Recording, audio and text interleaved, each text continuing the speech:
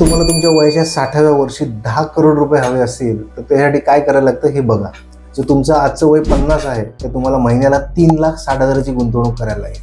पण समजा तुमचं वय 45 आहे तर तुम्हाला 1,47,000 रुपये दर महिन्याची गुंतवणूक असणं गरजेचं आहे. पण समजा तुमचं वय 45च्या ऐवजी 40 आहे तर दर महिन्याला तुमची इन्व्हेस्टमेंट 60,000 रुपये लागणार आहे.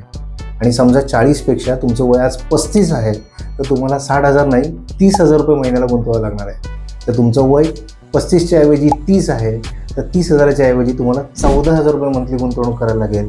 आणि जर 30पेक्षा 25 वय जर तुमचं आहे तर महिन्याची गुंतवणूक 6,729 करायला लागेल. आणि जर तुमचं वय 20 आहे तर महिन्याला 3,180 रुपये करायला लागेल. हे सगळं सांगण्याचा खटाटोप एवढाच की तुम्हाला कळेल किती लवकर केलं तर किती कमी अमाऊंटमध्ये आपला मोठा कॉर्पस लॉंग टर्मला होऊ शकतो.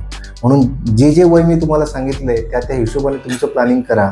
आणि अशाच पद्धतीने तुमच्या फ्युचरसाठी तुम्हाला जर कॉर्पस बनवायचा असेल, जो खाली नंबर हायलाईट होतोय या नंबरवर कॉल करा आणि तुमची इन्व्हेस्टमेंट करण्यासाठी माझी अपॉइंटमेंट बुक करा.